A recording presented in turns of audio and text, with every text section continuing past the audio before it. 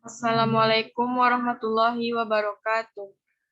Baik, saya akan mempresentasikan hasil ringkasan dari video yang Bapak kirimkan di e-learning dengan judul Memahami Konsep Dasar Administrasi Pendidikan.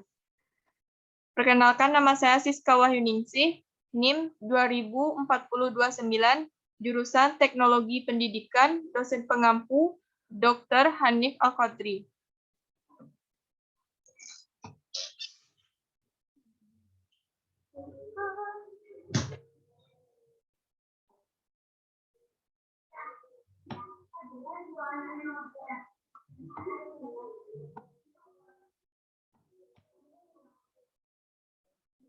Selanjutnya, pengertian administrasi. Administrasi pendidikan adalah tindakan mengorganisasikan perilaku manusia dalam pendidikan agar sumber daya yang dapat ditata sebaik mungkin, sehingga tujuan pendidikan dapat tercapai secara produktif. Menurut para ahli, Engkoswa mengatakan bahwa administrasi pendidikan adalah ilmu yang mempelajari penataan sumber daya untuk mencapai tujuan pendidikan. Selanjutnya, persamaan dan perbedaan administrasi dan manajemen. Persamaannya yaitu, dalam pemakaian secara umum, administrator dan manajer sama. Perbedaannya yaitu, bahwa administrasi lebih cocok digunakan pada lembaga-lembaga pemerintah yang mengutamakan kepentingan sosial. Sedangkan manajemen digunakan pada lembaga-lembaga swasta yang mengutamakan kepentingan komersial. Selanjutnya, perbedaan bos dan pemimpin. Bos yaitu memerintah, ingin berkuasa, menciptakan rasa takut. Sedangkan pemimpin yaitu melatih, niat baik, menciptakan kebanggaan. Selanjutnya, tujuan dan manfaat administrasi pendidikan, yaitu tujuan pendidikan dan perkembangan anak didik. Yang B, adanya koordinasi dalam semua usaha. Yang C, penggunaan waktu, tenaga, dan alat secara efektif dan efisien. Yang D, partisipasi yang luas dalam menentukan polisi dan program. Yang E, memindahkan kekuasaan yang sesuai dengan tanggung jawab. Dan yang F, menghindarkan overlapping fungsi. Selanjutnya, lingkup fungsi manajemen pendidikan, yaitu 1. Fungsi perencanaan, planning, 2. Fungsi pengorganisasian, organizing, 3. Fungsi peningkatan semangat, motivating, 4. Fungsi pengendalian, controlling. Selanjutnya, pengertian profesi.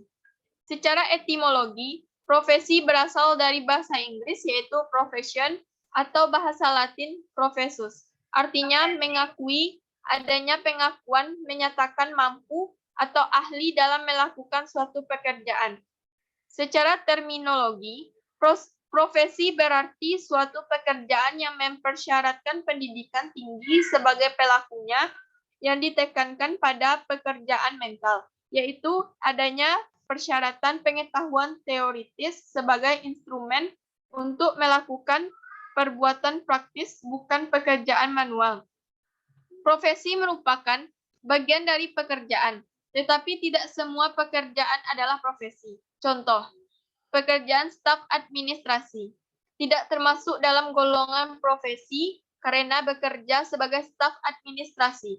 Dapat dari berbagai latar belakang pendidikan, pengetahuan, dan pengalaman. Sedangkan pekerjaan staf akuntan merupakan pekerjaan profesi karena membutuhkan pendidikan akuntansi.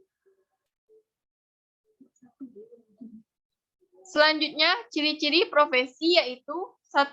Adanya pengetahuan khusus. 2. Ada standar dan kaidah moral yang tinggi. 3. Mengabdi terhadap kepentingan masyarakat. 4. Terdapat izin untuk menjalankan profesi. 5. Dijalankan oleh kaum profesional.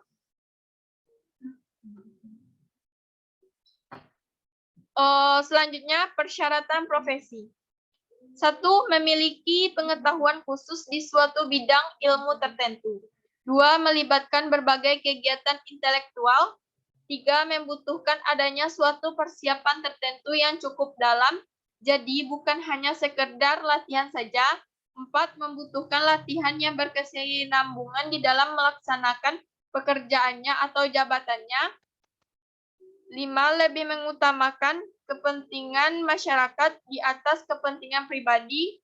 6. Adanya organisasi para profesional sesuai dengan bidang profesi. 7. Terdapat kode etik atau standar baku dalam pelaksanaan pekerjaannya. Selanjutnya, beberapa istilah yang muncul dari konsep profesi ini.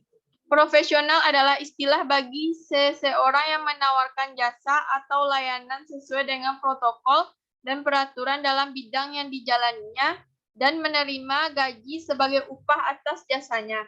Orang tersebut juga merupakan anggota suatu entitas atau organisasi yang didirikan seusai dengan hukum di sebuah negara atau wilayah. Meskipun begitu, seringkali seseorang yang merupakan ahli dalam suatu bidang juga disebut profesional dalam bidangnya, meskipun bukan merupakan anggota sebuah entitas yang didirikan dengan sah. Sebagai contoh, dalam dunia olahraga, terdapat olahragawan profesional yang merupakan kebalikan dari olahragawan amatir, yang bukan berpartisipasi dalam sebuah turnamen atau kompetisi demi uang. Profesionalisme adalah sebutan yang mengacu pada sikap mental dalam bentuk komitmen dari para anggota suatu profesi untuk senantiasa mewujudkan dan meningkatkan kualitas profesionalnya. Profesionalitas adalah sebutan terhadap kualitas sikap para anggota suatu profesi terhadap profesinya, serta derajat pengetahuan dan keahlian yang mereka miliki untuk dapat melakukan tugas-tugasnya.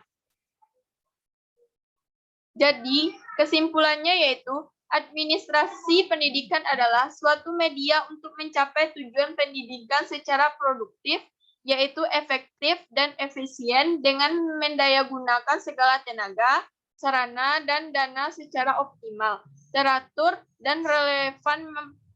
Manajemen pendidikan adalah proses perencanaan, pengorganisasian, pengarahan, dan pengawasan serta penilaian usaha pendidikan agar mencapai tujuan pendidikan yang telah ditetapkan. Sekian dari saya. Wabillahi taufik wal hidayah. Wassalamualaikum warahmatullahi wabarakatuh.